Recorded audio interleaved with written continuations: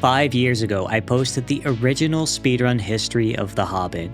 I would have never guessed that it would be watched over 2 million times and be seen by some of the creators that I respect the most. With all this attention came a new generation of speedrunners. They exponentially increased the leaderboard size and brought more community activity than we'd ever seen before. Here we are with a game that's far past its prime, yet in our little community, it has never been more thriving. 5 years ago, it was Shockster who pushed the PC speedrun below 12 minutes. And in those 5 years, the speedrun has become more optimized than anyone could ever imagine. Before we dive into all the new discoveries, developments, and records, let's speedrun through the speedrun that made history. The Hobbit is broken up into 12 separate levels. Dreamworld is beaten by skipping past all the enemies, then jump attacking into the sloped wall to boost into the end trigger which skips the fight. This is a glitch known as a slope boost.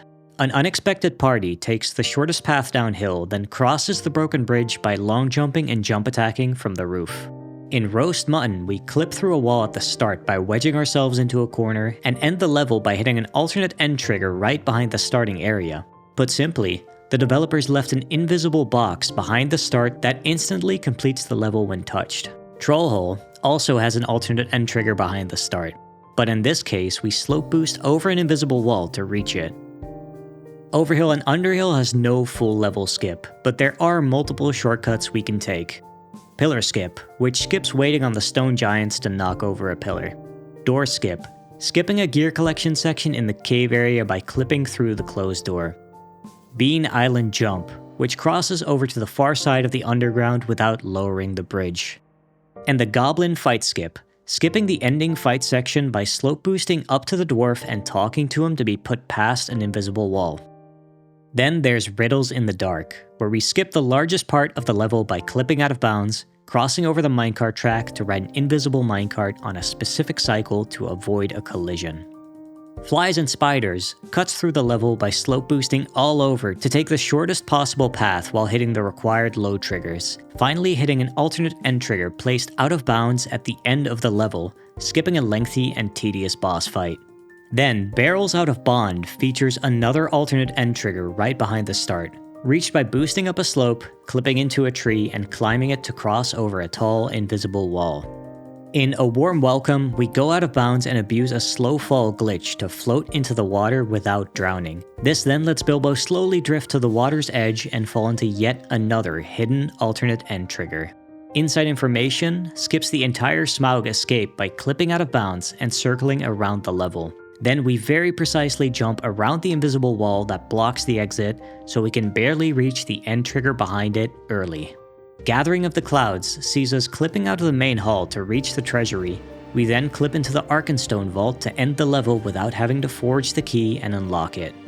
Finally, the Clouds Burst, another long level with various advanced shortcuts. Starting with the Start Out of Bounds, which is a slope boost skipping the first fight, which also gives us a short path to Corwin Skip, which skips the Corwin fight by only activating the load trigger for the rest of the level while avoiding the fight start cutscene.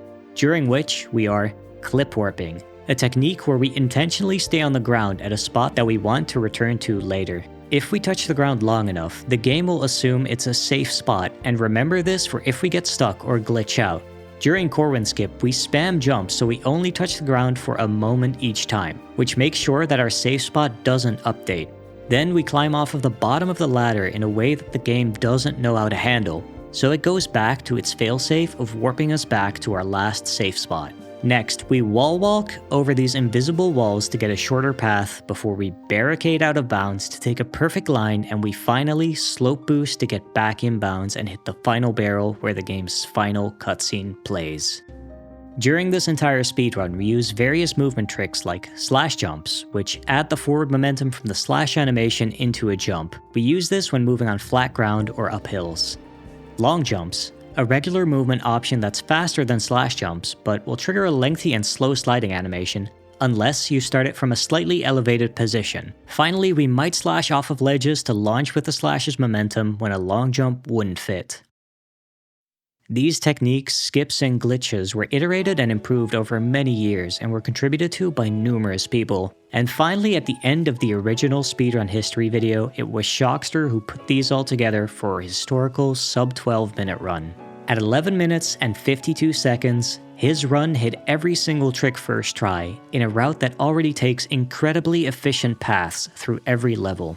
I wouldn't blame you for thinking that we'd already seen everything the speedrun might have to offer. Even I thought similarly, and that's why this story is so interesting. The run keeps developing, tricks keep getting crazier, and movement can still get more optimized. We're diving back in and digging deep to break down the most incredible, creative, and advanced optimizations in a speedrun that could have easily faded into obscurity. Welcome to the history of the Hobbit speedruns, the modern era. Oh my god, he just missed Oh my god. Yo, dude. What? That's a retime and a half, isn't it? Alright, this guy's definitely rage baiting me, so I just came back. Before we get started, get a snack, get comfortable, and if you're like me and enjoy some light gaming on the side, then consider checking out this video sponsor, Idle Obelisk Miner. It's an incremental idle game where you mine ores, smelt them into bars to get upgrades and watch your stats go up and up. You unlock new mechanics like a skill tree, challenges, cards, pets, and even new worlds, all with an easy to understand, yet surprisingly deep and satisfying gameplay loop. It's available on any mobile device, yet it has no ads and can be enjoyed completely free to play without interruption. I wouldn't feature it if I couldn't vouch for it, and Idle Obelisk Miner genuinely has me hooked. These are my real stats on screen. I just unlocked World 2 and I'm trying to construct all statues while I collect gems, go through the skill tree, and hopefully beat Obelisk 30 to unlock Archaeology. The game is consistently being updated and has a large community on Discord and Reddit. It even has enough content for well over a year of gameplay. You can also play it on a Windows PC through Google Play Games if you're looking for something to do while working or recording a sponsored segment. If this sounds up your alley, I would super appreciate it if you checked out Idle Obelisk Miner, link in the description and the pinned comment. With that said, let's get started.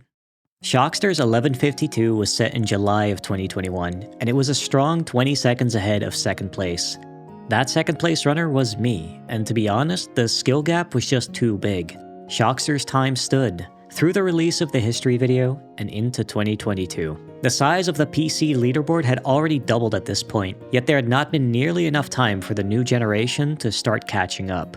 Although good efforts were made, third place was now held by Moose, an old school SM64 runner who had actually dabbled with the Hobbit back in the true olden days, and a new runner, Hark, who had been very quickly improving. Both were skilled players, but they were still well over a minute away from being world record contenders. When it comes to speedrunning, there are many players that are driven by competition and truly start to shine when they have a rival and a goal. Yet there are also some who have the sheer discipline and dedication to compete against their own ideals, the limit of what they think they can achieve.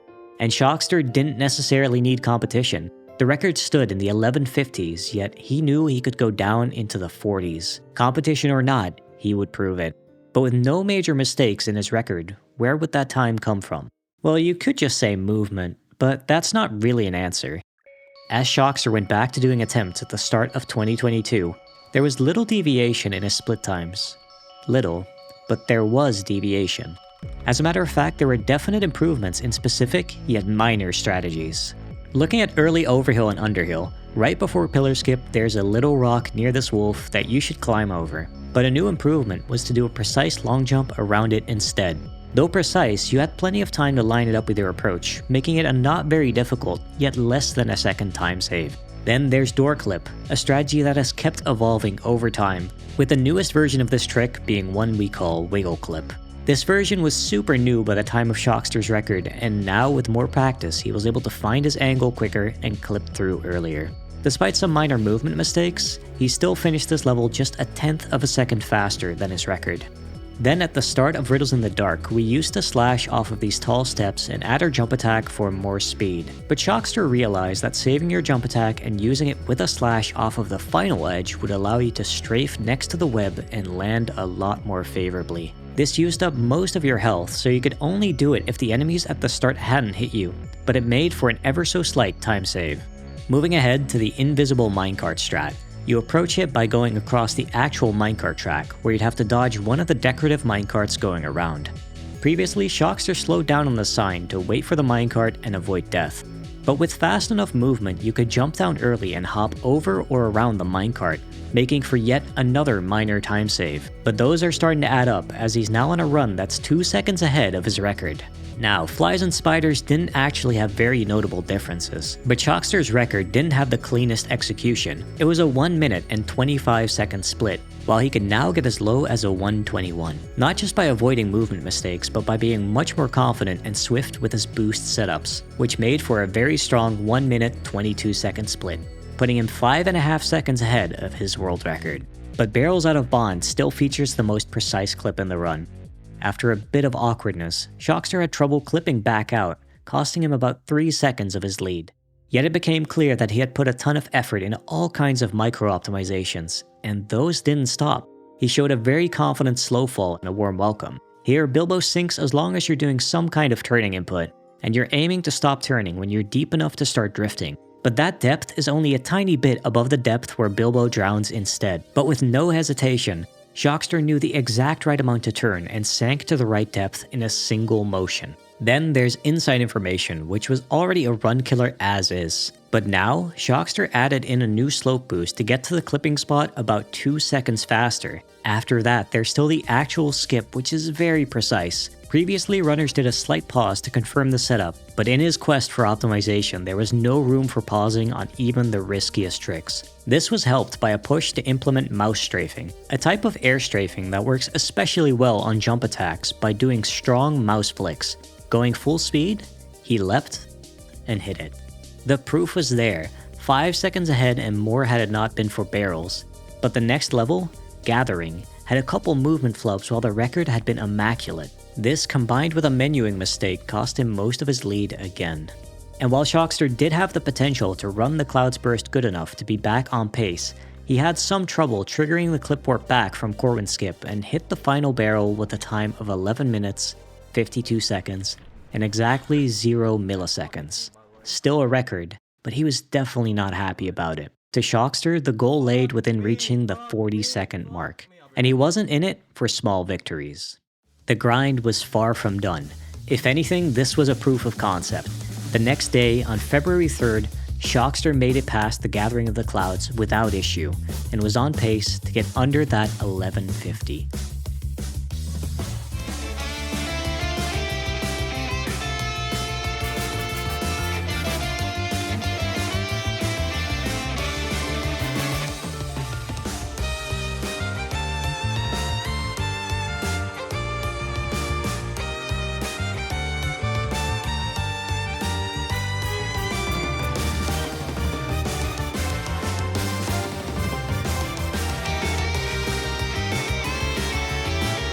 Alright, boys. It's the sub 1150. It's the sub 1150, man. Let's go. There it was, the strongest record this community had ever seen, standing at 11 minutes, 48 seconds, and 217 milliseconds. It was a record that even Shockster with his really high standards could be proud of. Well, at least a little bit. With the ever-growing community, the reaction to this record was intense, and it would stand proudly as a highlight of the Hobbit speedrunning, a community that was still blooming with more and more runners showing up and overall interest growing by the day. But Shockster left it there, and as it has been the case in many a speedrun community, the record was now far beyond what any other runner at that time could reach. But with runners old and new in a newly revitalized community, it was still just a matter of time until someone would catch up. Oh yeah, did I mention that Shockster and I have a long history? When it came to the small movement developments and overall testing and labbing, we often collaborated and figured things out together, while also being very critical of each other's movement, which pushed both of us to be better. And that isn't to try to steal credit from this monumental achievement, but I think you see where this is going. I was the one who tried to close the gap. In July of 2022, I was running again, and on the 3rd, I set a personal best of 11:54. This made me the second runner to achieve a sub 12 time. But notably, my splits weren't far off the world record, being only 1 second behind into the Gathering of the Clouds. As I alluded to, I was already doing many of the same movement optimizations, but I'm the type of player who really enjoys min-maxing, and in speedrunning, that means optimizing even further. As early as an unexpected party, I started adding even more micro-optimizations, landing on the invisible wall around the broken bridge, which allowed me to get the next long jump out earlier, where the old movement does a much bigger jump that ends up decelerating considerably towards the end of it. Another optimization was to the aforementioned wiggle clip. To speed up this clip, we do quick crouch strafe taps at one angle, then repeat this at another angle to go through completely. But you could actually add in these strafe taps during your turn to help speed it up. Then approaching Bean Island Jump, I worked on some slightly more advanced movement, giving me a more direct line to the jump and saving another few tenths of a second. But admittedly, these small things weren't putting me ahead. Shockster's overall execution was still just better, and it only served to put me even at best. But sometimes as a speedrunner, you just get one of those runs. One of those where everything goes right and you feel like you're punching way above your weight. Like that, I ended up exactly even with the world record into the final level. And like that, I would match the final split down to the second. That's a retime and a half, isn't it? Holy sh... Is that it? I don't know. That's a retime, right? Are you familiar with retiming? Well, if you aren't, just know that the timer you see alongside speedruns can often be slightly inaccurate. So what a lot of leaderboards do is check the video footage and count the exact frames to get an undisputable final time. In the Hobbit speedruns, that usually means that the time you see on your splits will be up to half a second faster on the leaderboard.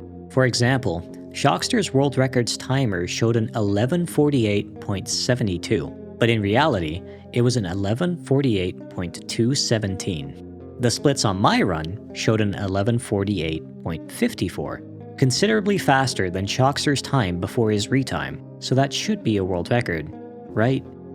It wasn't. Despite what everyone, including Shockster himself, thought, this run was not a world record. Sometimes retimes are more favorable than others. It just means that my timer happened to be a little more accurate than Shockster's had been, and in the end, my run was still slower and was retimed for an 11:48.350, only a tenth of a second behind Shockster.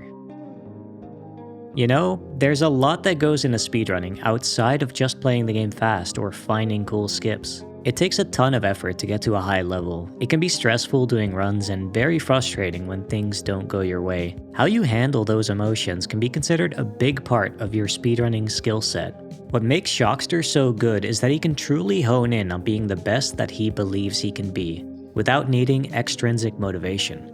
And while I definitely have my own strengths, that mindset I cannot compete against. As days, weeks, months passed with our names right next to each other on the leaderboard, I instead found complacency. In the end, how cool was it to be up there on the leaderboard being neck and neck with my guy, the player who I'd spent countless hours improving alongside and my best friend for many years before and many after. This meant that the very top of the PC leaderboard remained quiet. But don't be fooled, the community had absolutely not stopped growing, and optimizations, even major discoveries, were still showing up. Ironically, the GameCube version of The Hobbit used to be the more competitive version, but with the easy accessibility of PC and the influx of new runners, the PC version became far more popular and competitive. This left GameCube activity very limited, though it was not forgotten, and while this runner hadn't seen the spotlight in a while, Crixium still occasionally ran the game on either platform. When he was streaming the GameCube version on the 21st of September in 2022, he did this. What? Wait a minute, what? Hold on. Oftentimes, speedrunning techniques are found with rigorous systematic testing, especially late into a speedrun's life when the well of discovery has run dry. You'll rarely find that a true accident becomes a completely, fundamentally new technique. Yet that is what just happened. As Crix went to input the first Flies and Spiders slope boost, he just accidentally hit the wrong buttons and boosted up this slope, not with a jump attack, but by locking on to the plant enemy. A combat feature that pretty much had no purpose in a speedrun. I was in a call with Shockster at the time who saw it happen. We instantly went to try and figure out the cause. Replicating the approach and guessing the inputs, we eventually figured it out. If you press the lock on button together with a jump when you ran into a slope, you got an effect very similar to a slope boost. Granted, you did actually need to be able to lock onto an enemy for this, so it couldn't just be done anywhere. We dubbed this the lock boost, a new fundamental addition to the speedrun. But if that was all there was to this, then it wouldn't change all too much. Another thing that happened during our testing is that we would very rarely activate a clip warp the instant we tried to perform the lock boost. The previous main methods of achieving clip warps were these: being in the falling animation for too long jumping from directly in front of a ledge that was roughly at the top of Bilbo's head, and causing a ladder bug. All three of those methods were highly situational, so adding another onto the toolkit could have big ramifications for the speedrun. Although we weren't exactly sure how to actually cause this warp, it seemed extremely inconsistent and hard to replicate. Still, we ended up dubbing this a lock warp, and if we could one day figure it out, we might be able to save time in various places on GameCube, as well as having a faster warp back for Corwin skip on both platforms. Yet that still wasn't all there was to it. Some testing later, it turned out that the lock boost was actually more than just an alternate slope boost, like how it allowed us to launch directly upwards from other types of geometry if it had a sharp edge at about the top of Bilbo's head. There seemed to be more to the trick, and an idea surfaced for roast mutton. Because the GameCube version has much stronger anti-clipping, the roast mutton route can't just phase through the starting rocks to reach the alternate end trigger. Instead, it goes a bit further to find a rock that can be slope boosted up, then jump down to the alternate end trigger. Though there are many more rocks that would offer a shorter path if they could be scaled, but their slopes were just too steep to be boosted off. However, these steep slopes do have plant enemies next to them, so I went and started my stream to experiment with the lock boost. In chat were some other experienced runners, and the 100% category runner Taz was trying it alongside me. Soon, he mentioned that he managed to trigger a lock boost not just from the ground, but from mid-jump. I went to try this in various spots when eventually, it showed promise. Oh my god! That was a lock boost on a surface that was much too steep for a traditional slope boost, yet that boost was actually too powerful. But we had already realized that cancelling your lock on also cancelled the boost. After a bit of trying, this happened. Oh, I'm up! Cancelling the boost at the right height meant we got up to a place that could reach the alternate end trigger with a much shorter line. This could save 6 seconds on GameCube, a large discovery only possible through a completely new, accidentally discovered technique. Though note that this mid-air lock boost is actually a frame-perfect timing as you touch the slope, making this trick very precise. It was also really awkward to retry, as locking on completely messed up your camera. Theoretically good, but unclear if it was worth it for full game runs at this point. But that wasn't all that was new on GameCube, though most of it hadn't been used in any runs simply because there was little to no remaining top-level GameCube activity. That was until Shockster pivoted back to GameCube at the end of that year, December 2022. He might have been most well known on PC, but he actually used to run GameCube back in the early days of the speedrun. He also achieved a very respectable 3rd place time just the year before. But to be completely honest, the GameCube times that stood didn't hold a candle to the new level of optimization that was now seen on PC. Thus, it didn't take Shockster very long to break the world record with a 21-minute and 6-second loadless time, a 33-second improvement over the world record. Before I even dive into the details, let's fast forward 3 days later when he broke the 21-minute barrier with a 20-minute and 57-second loadless time. I'll spare you the entire GameCube speedrun recap, but it was safe to say that Shockster's run was a lot cleaner, with much fewer mistakes, better movement, and some new strats, though he did pass up the Roast Mutton lock boost as the early game was hard enough to get out of already. Differences start to show later in the run as barrels out of Bond can't just be fully skipped on GameCube. Here lies a new 5-second time save discovered by yours truly. This strat warps back to the imprisoned dwarves after going down into the barrel room, which unloads the cells and leaves gaps in the walls. From here we jump down to get a key crystal and get clip warped back up from falling too long. From there we jump down again and hit a load trigger on the way down, which reloads the cells so when we warp back up, we can interact with the dwarves and continue the quest. And that's all to skip just one trip between the barrel room and the dwarves. Finally, there was just one more notable change in strats, and that was to GameCube's version of Inside Information Skip. GameCube had always suffered from this persistent bug with long jumps, where the slightest bits of lag could cut a long jump short. This is known as long jump glitch. Yet the best way to do this skip was still to long jump for momentum and jump attack under the invisible wall.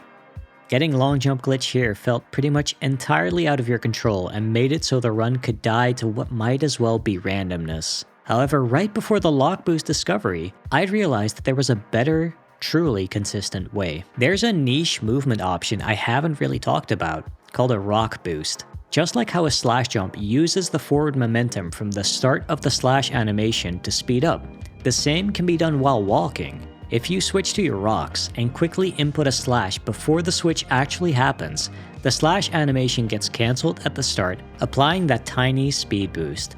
Yet the rock boost isn't even close to being as fast as a slash jump or a long jump. But if it was used for Inside Information Skip in place of a long jump, it was just enough to reach under the invisible wall and followed with a jump attack to hit the end trigger. But unlike the long jump, there was no risk of losing your momentum randomly. This was not only more consistent, but also meant you didn't have to worry about doing a setup to try to avoid lag, which saved some time too. These things, and just an overall much higher standard of execution, got Shockster the sub 21 on GameCube, putting his name at the top of both platforms' leaderboards. His goal with GameCube was to show the potential of a now underappreciated platform, and he did just that, all while making a strong case that he was the best Hobbit speedrunner, period. But that little period of excitement would mark the end of an era for the very top level runs on either platform. The only one close to Shockster's PC world record was still me, without any drive to compete. Yet on GameCube, the gap had gotten even bigger, as both Crix and I were frankly left in the dust. It's not an uncommon thing for world records to stay uncontested for a while, but with everything that had happened, it did feel unusual. Still, I can't stress enough how healthy the Hobbit speedrunning scene still was. The influx of new runners never really stopped, and over time, they would become serious threats. We were a strong community, but you can't always avoid drama. You see, that long jump glitch that bugs GameCube wasn't exactly GameCube exclusive, and it just cutting your long jump short wasn't the full story either. Many video games have formulas to try to avoid any lag from physically slowing the game down. Unfortunately, many of those games also suffer from inconsistencies between frame rates due to imperfect math. And The Hobbit was no exception despite the game being locked to 30 frames per second. Long jump glitch was just an extreme example of those inconsistencies. Fortunately, this wasn't nearly as big of an issue on the PC version because modern hardware was more than strong enough to run the game at full speed at all times. Right? Well, not really. Even on very solid hardware, there were rare instances of people getting long jump glitch. But that wasn't all. Long jumps didn't just get shorter, they could also get longer. Back when Schneider reigned on top of the PC leaderboard, he was able to jump across gaps that no other runners could. Fortunately, it didn't seem like a crazy advantage, and it also came with the occasional long jump glitch. It seemed unlikely for someone to have just the right PC speed to actually get a net benefit, so that issue was swept under the rug. But eventually, it was now 4th place Zarek who ended up running the game on his girlfriend's laptop. He suddenly set very strong individual level world records in an unexpected party and overhill and underhill. The issue was that these runs didn't look like they should be as fast as they ended up being. While being solid ILs, the mistakes were still obvious, and after comparing these ILs to previous records, something was off. If we cut out only the long jumps and were left with just the other movement, Zarek's runs were considerably slower instead of faster. He had come upon a computer that had hit the exact performance sweet spot to get a significant advantage. The way the frame timing math worked out just so happened to extend his long jumps to the point that they were further and faster. And while that's obviously not his fault, it did set off a lot of alarm bells as we came to realize how much bigger of an issue that frame time math inconsistency really was. With how optimized the run had gotten, being able to get such a big advantage on such specific hardware was not something we were thrilled about. This led to a lot of discussion around fairness accessibility, rulings, and it revived an abandoned idea. We need to fix the game. If we could just develop a patch to fix this issue, this would all blow over and we could be confident in having fair competition. But that's a lot easier said than done, especially when it comes to old games. This meant reverse engineering assembly code and correcting complex math while we didn't even know the underlying mathematical issue. Fortunately, The Hobbit has one technical legend, MDPie. She had absolutely tore the game apart on a technical level many times already, compiling extremely detailed memory address lists and cheat tables. She had actually dabbled with a patch for long jump glitch many times in the past already. We called for help, and she came to our aid, quickly giving out many different patch approaches to test.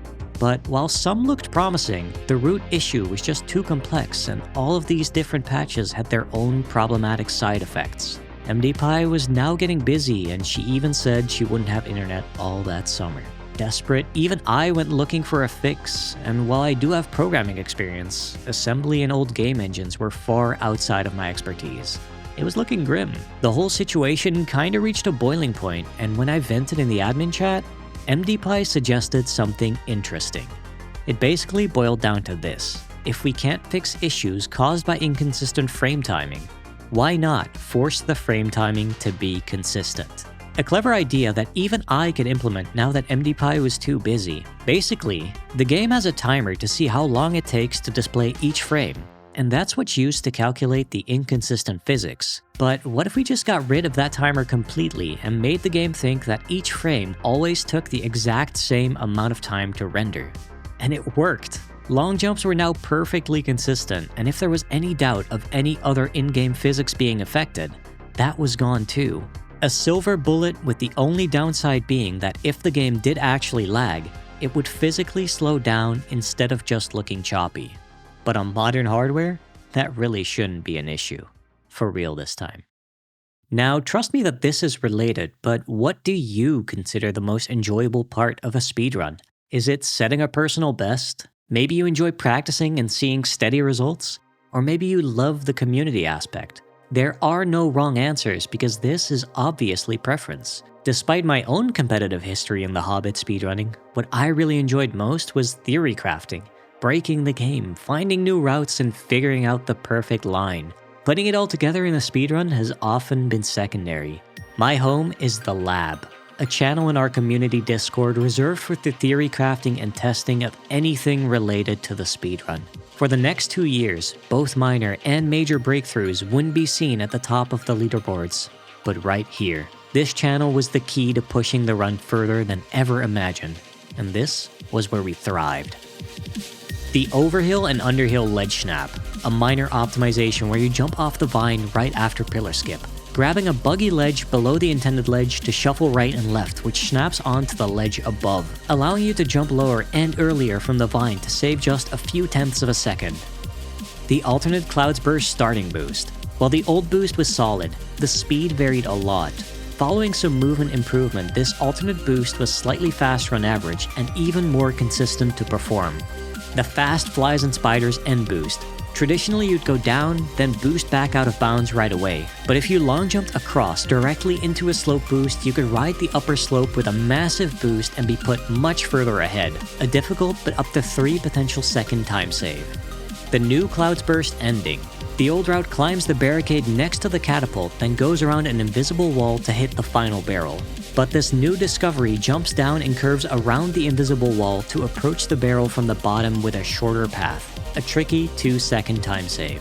The Wall Walk Lock Boost, where before we do a janky long jump along a small plank to get up to the invisible walls, Shockster figured out a way to lock boost up here using the enemies next to Corwin, not only being a bit over a second faster, but also more consistent and much quicker to retry if missed. Finally, the Riddles Start Out of Bounds. A very precise clip out of bounds that then does some extremely tight movement, all to get a slightly better line through the beginning of Riddles in the Dark. Only saving up to 3 seconds, this could be the hardest segment in the PC NMG run, but it required you to be at full health to survive the first jump, and the bat enemies around the clip were extremely likely to hit you and prevent you from even trying. The viability of these tricks varied greatly.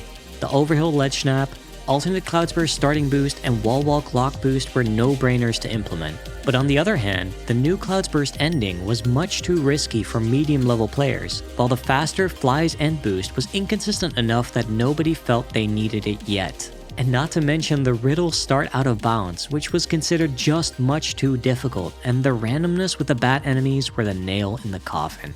There was even more to cover, but when it comes to strategies that might end up viable in the PC run, these were the highlights.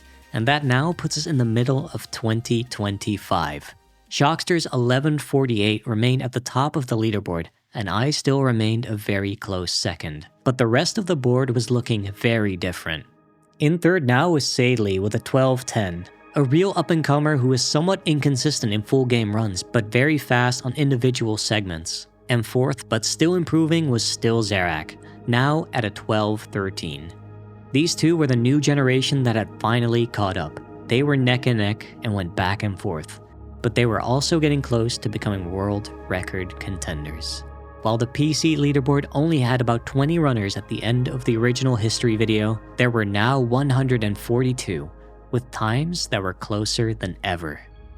With all these discoveries, something changed. Not only did they add a lot of options to potentially improve the world record, but they were also something that I personally wanted to put on full display. This was enough of a reason to get me properly running the category again. Yet it took significant effort to get back to the skill level that tied Shockster to the second, but even more to try to push ahead.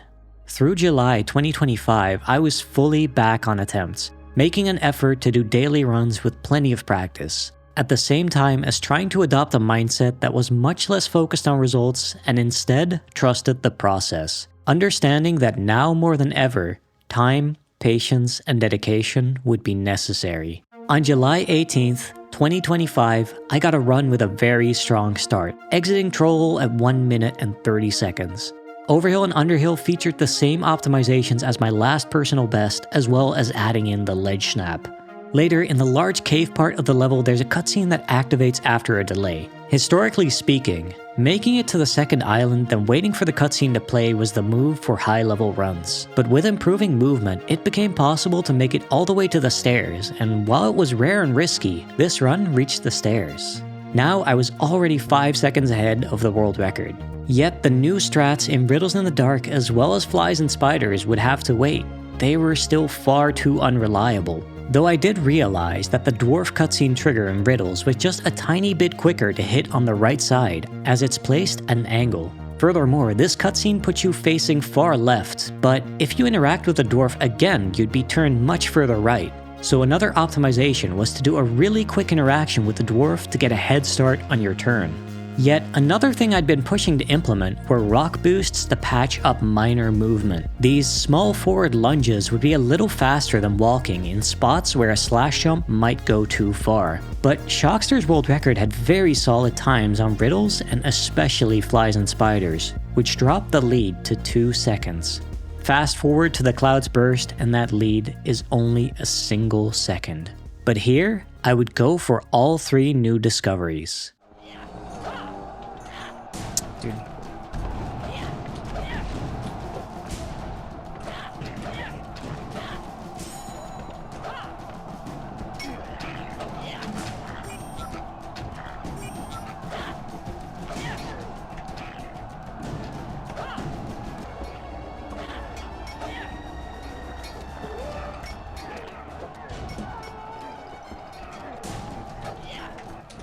Yes, dude! I was falling apart a little bit, I'm not gonna lie. 11 minutes and 42 seconds on the clock. The run that beat Shockster's world record, which had then stood for 3 years. This run was no doubt helped a lot by the new discoveries, but I still felt like it was a slight improvement on execution. And even if it was completely carried by new strats, a lot of those were my own work, so I wouldn't even be upset. Despite all that, I still knew that this time would be improvable, and theoretically going under 11 minutes and 40 seconds didn't feel far off. Yet I was satisfied and didn't feel the need to aim much higher. Besides, the lab was more comfortable. So the record stood. It was now 4 years after the burst of activity that followed the original speedrun history. things started to become quiet again. In the months approaching the end of 2025, both Sadley and Zarek still played, yet inconsistently, and their times hadn't improved. And while Shockster showed interest in returning, he now simply had other priorities. As you've hopefully caught on to by now, I might be just a little too invested in speedrunning the silly game from 2003. So I don't like it when the community grows quiet. The plan was simple. Give everyone a reason to play again. I announced the Hasty Hobbits Elimination Tournament in November 2025, which brought an exciting elimination-style format, and runners of all skill levels would be competing, including Shockster, Sadley, and Zarek. And these runners did not disappoint. In the weeks leading up to the tournament, both Sadley and Zarek ascended. It's November 9th, and Sadley becomes the third person to reach his sub-12 minute time at 11 minutes and 57 seconds.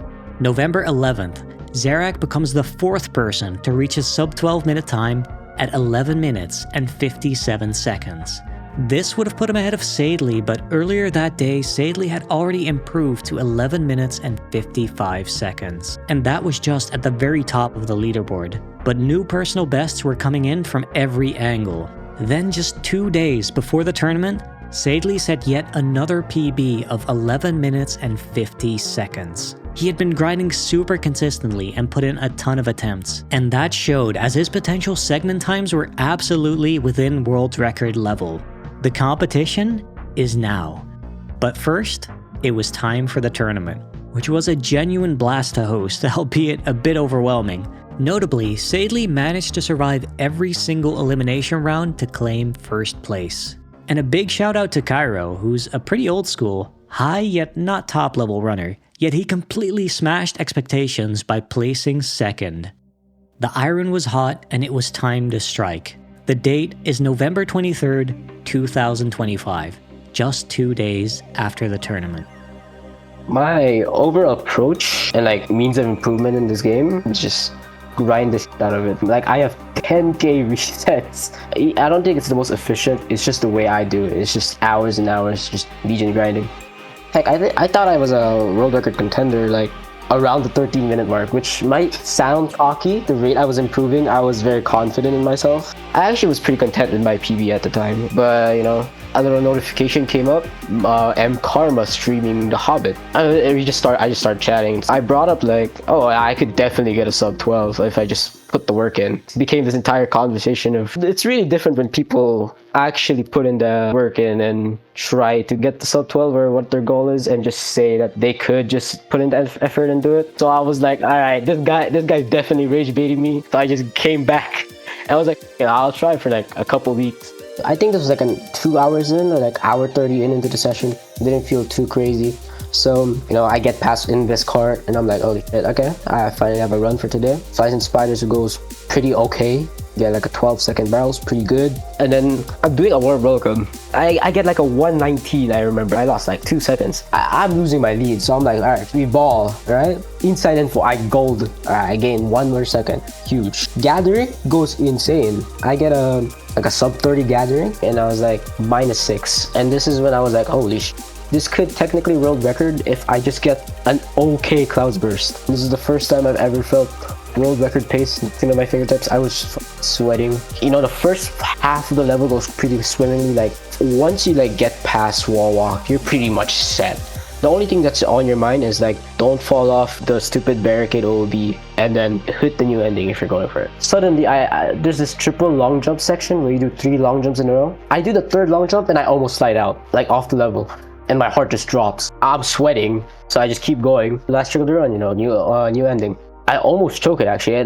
The angle was pretty sus, and the way I land on the barricade is also pretty sus. I almost don't get the long jump off. And then when I am at the last input of the run, I just have to long jump into the barricade. I've done everything else. I choke the long jump and I do a regular jump into the barrel. And I check the splits. It's 1142 point something. So I was like, I choked the record. This is going down in history. Are you familiar with retiming? This was actually a new world record, and a very important one at that. Ever since the PC leaderboard had started to see strong competition, it had been the same 2 names at the very top. But no more. In one fell swoop, Sadely had put his name both above Shockster and myself. He had been putting in tremendous effort over the past few weeks, and it clearly paid off. This wasn't a gimmick run with new strategies, it was just the sheer effort and tenacity of a true grinder put on full display. Barring mostly subjective minor movement choices, he had stuck to the same strategies as the world record, but with overall better execution. Although Sadely wasn't necessarily as consistent as record holders of the past, his potential segment times more than made up for it. When he puts it all together, he can be unstoppable. Sadely shows little to no fear in his runs, confidently full sending quick turns and being extremely fast at menuing. It seemed like all he had lacked before was just a push to try to prove himself beyond just his theoretical potential.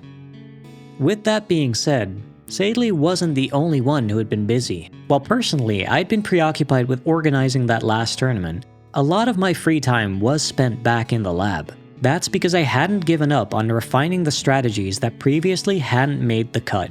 I'm talking about the Riddles in the Dark start out of bounds and the faster Flies and Spiders end boost. Unfortunately, there wasn't much to be done with the Flies boost. It was just difficult and required a ton of practice to maybe be worth it. But you could already do it if you were ready to accept that it would likely kill a lot of attempts. But the Riddles start out of bounds had a lot of moving parts.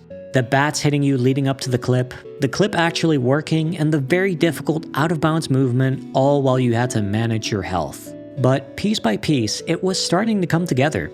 First, I tweaked the end movement a slight amount, going back in bounds at the far side of the web instead of sliding along the wall. If done properly, you could skip the ledge grab and make the detour worth it, while being easier overall. Later on, I realized that the large out-of-bounds jump that needed full health had a possible fallback if you did take slight damage. By just barely skimming along one of the back inbounds walls, you could reduce the fall damage enough to be able to do it after getting hit by just one bat. Though this did cost some of the potential time save and was a lot harder, it was still better than dying. Still, the clip was very difficult, and getting hit a second time wasn't even that uncommon.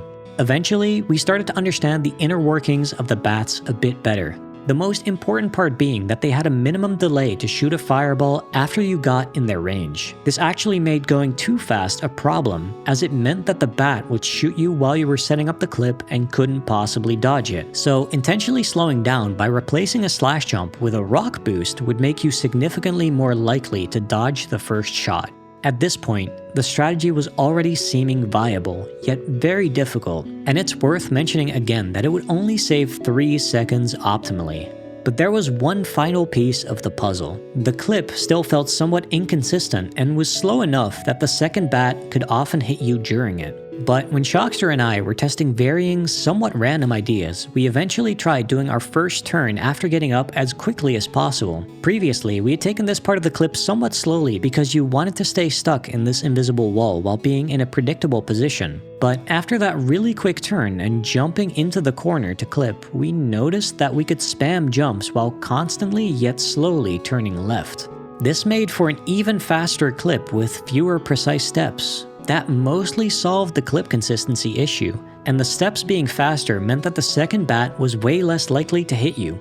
Furthermore, it meant that the whole strat could now save around 4 seconds. With PC runs being as optimized as they are, that is a ton of time. But these developments had actually happened before Sadely's world record. He hadn't felt comfortable enough with the Riddle start out of bounds to do it in runs, and that still made a lot of sense. The improvements did a ton to make it more consistent, but it was only enough to consider it viable at the very highest level. That is, given enough practice and if you accepted the risk. It was still going to be the hardest trick in the run, but with it as an option, the potential for going down below 11 minutes and 40 seconds was huge. That brings us to 1 week after Sadely's 11:42, December 1st, 2025. At this moment, there was only one runner ready to take the plunge, and that wasn't the runner who'd been grinding attempts. Instead, it was the one who had gained a ton of experience with these tricks by working in the lab. In 2021, I might have stayed complacent, but things change as time goes on. I've learned to trust the process and believe that diligent effort, a calculated approach, and patience will get you there. For every successful trick, there are countless that were missed. For every personal best, there are tons of resets. What matters isn't just learning from your mistakes, but understanding that oftentimes they're inevitable. I was ready to lose a plethora of runs to missing the hardest tricks in the game, and even understanding that when I did succeed, there were plenty of things left to fail. But only if you persevere can there be a chance for it to all come together. Going against a subpar Riddles in my personal best, I was already 8 seconds ahead with the new strat. But I'd gotten to that point plenty of times already. That's why I didn't mind rolling the dice again in Flies and Spiders. That put me 10 seconds ahead. But even that wasn't an outlier anymore. Was this pace incredible? Yeah, but so were many attempts before it. Yet that adrenaline that comes with being on pace never really goes away, especially when you consider that this pace couldn't just go below 1140, but potentially under 1130. Regardless, it was only a matter of time before a run would make it to the end game. But even when you prepare to the best of your ability, it might not all go your way.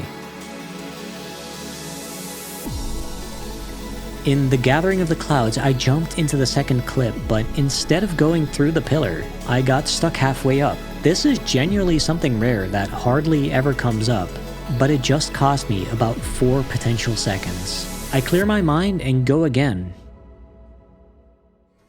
Are you kidding me twice? Dude, that's so rare to even happen once. Oh my god. What could have been another 2-second time save instead became a 6-second time loss. Yet the run was still 6 seconds ahead, and I was more practiced on the Clouds Burst than ever before.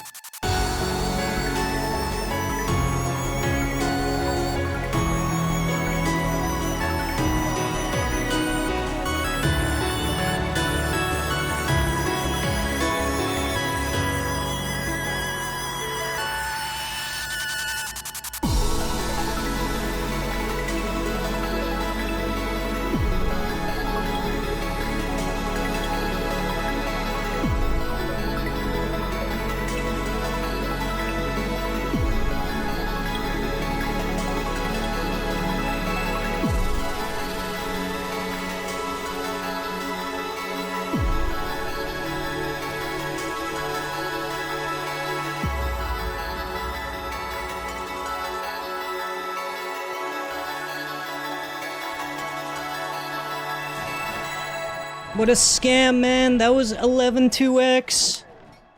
Whatever. Whatever, man. It's a huge PB. I can't be too mad.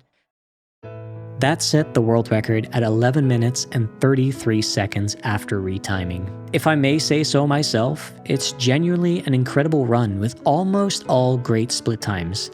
Even excluding the new tricks, I was still significantly pulling ahead on movement. The potential was so high that if it wasn't for the Gathering clip incident, this could have even been an 11 minute and 25 second time. While you can always reflect and improve, I still don't feel like that was genuinely something I could have accounted for. But I don't like to whine and claim bad luck. The unexpected is also just part of the process. This time can be improved, and if it can be done once, it can be done again. But I'm still not someone with infinite discipline, so I was happy to leave it there and retreat back to the lab. That brings us to 2026. But we're not quite done. There are a few very significant things left to cover. The potential of the Hobbit speedruns is still far from reached. When it comes to systematically looking for skips in a run this optimized, it's all about cutting corners. The entire PC run already almost always takes the best path from start to finish. But sometimes we have to go off of the path into the out of bounds, or even break down walls that stand in our way. And Overhill and Underhill still had some vulnerable looking walls. Right after you do pillar skip, you do the ledge snap and go up through a little cave to then pop out at the bottom to enter the large cave. Oftentimes when looking for skips, you work backwards. First you ask, where can we save time? Before you ask, how can we save time? This was where, and as a matter of fact, we already had 2 methods to do so, although none were viable. First, there was my own clip right after pillar skip, using a ledge to slightly clip into a rock, then get stuck between the rock and the wall to clip through and enter the small cave quicker. Though this is extremely janky and unreliable. but even as is, it could save 2 seconds. Now if you didn't do that clip and approach from above, you could grab this ledge, of which the left side can slightly clip you into a wall. Then falling down and strafing left at a precise time could clip you further. That could set up for an out-of-bounds long jump towards the big cave. A creative skip discovered by Nusa, yet this was just as janky and unreliable, and realistically only saved under a second. But the ideas were there, and that kept me coming back to try many different options here, but none were getting the results needed. Sometimes you just have to stop thinking and start messing around. As I was honestly just playing around with the clip after pillar skip, I grabbed the vine by the side of the mountain and just jumped around for fun, when suddenly, Bilbo clipped through. By chance, I had found a way to break down this wall, eventually being able to land in the small cave and taking a much more direct path through this part of the level. This seemed to work by precisely jumping into the messy edge geometry of the protruding rock that the vine is hanging off of. Due to Bilbo's climbing animation and the vine swaying a little, this is actually a very precise trick, but it could save between 3 and 4 seconds very early into the run. Nowadays, it has already proven to be viable. This is Vine Clip, and with a bit of napkin math, you'll soon find that this discovery even makes going below an 11-minute and 20-second run not sound too far-fetched.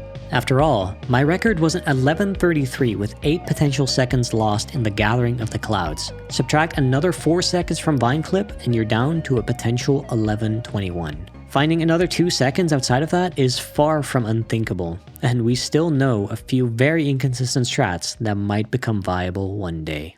There's still a lot left in store for the Hobbit speedruns. I should mention that Sadley's personal best is now down to an 11:34, and his success rate with Vine Clip has been quite impressive. We'll probably see another big world record sooner than later. But there's no way I can just gloss over the GameCube version. No recent records, yet the potential time save has gone into multiple minutes. Remember the lock warping technique that we hadn't figured out yet? Well, eventually Shockster and I cracked the code, and it turned out to be controller exclusive. The way Bilbo turns on controller is very different to mouse and keyboard. If you walk in a straight line, then start a sudden turn towards the left or right, then lock on plus jump at the same time, you'll trigger a clip warp. Presumably, this is just a complex set of events that the game doesn't know how to handle, so it goes back to its failsafe of warping you back to your last safe spot, meaning it instantly allows you to warp off of any enemy. So just by speeding up existing warps, it could already save over 25 seconds on the GameCube route. And I had already theorized a new route for the Gathering of the Clouds that could save another 15 seconds if we could figure out how to consistently lock warp. Note that technically you could lock warp on PC by plugging in a controller, but controller support on PC is extremely poor, like actually horrible. Rather than forcing a weird and super involved hybrid control setup, we decided to just ban the use of controller on the PC speedrun. This was mainly done to keep the run as accessible as possible. We believe the easy accessibility of the speedrun is one of our community's greatest assets. But on GameCube, you use the controller exclusively, so lock warping is on the table.